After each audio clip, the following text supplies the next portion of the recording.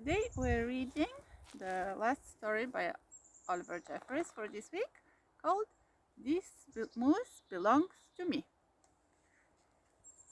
This moose belongs to me. Wilfred owned a moose.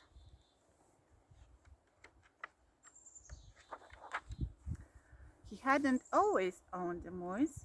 The moose came to him a while ago, and he just knew, that it was meant to be his. He thought he would call him Marcel. He began following Marcel, explaining the rules of how to be a good pet. Much of the time, it seemed as though the moose wasn't listening, but Wilfred knew he was, mostly because he followed Rule 4 very well, not making too much noise when Wilfred played his favorite records. Sometimes the moose wasn't very good pet.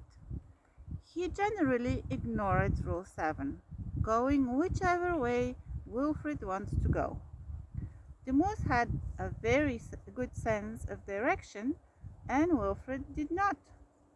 And because the moose was particularly poor on Rule 7, subsection B, maintaining a certain proximity to home, Wilfred quickly learned to bring some string along on their outings so he could find his way back again.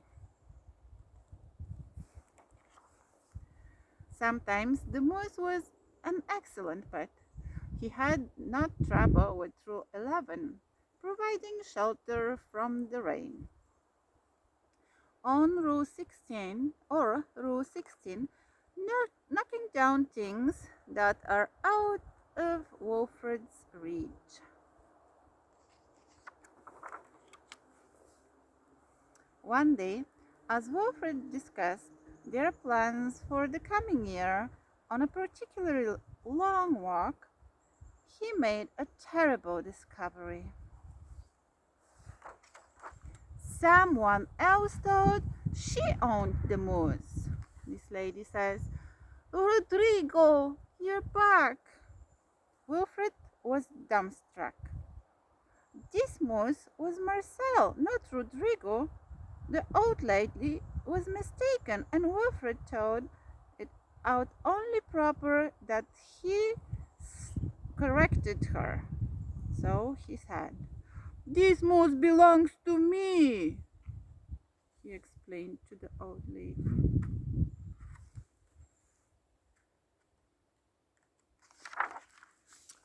And to prove it, he called Marcel, "Hello."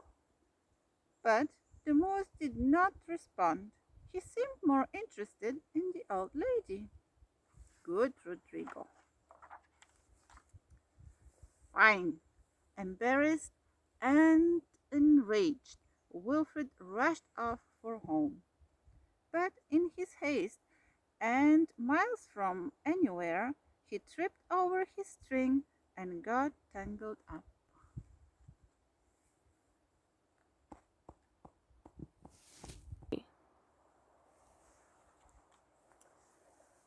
And there he lay. Wilfred was beginning to get a little bit worried.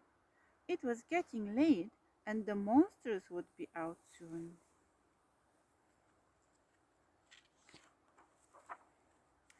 He had just ruled out the last of his options when along came the moose.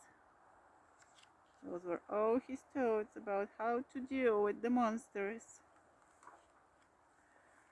And the moose performed Rule 73 brilliantly, rescuing your owner from perilous situations. Just scoop him with his horns. All was forgiven, and perhaps Wilfred admitted he never really owned the moose anyway.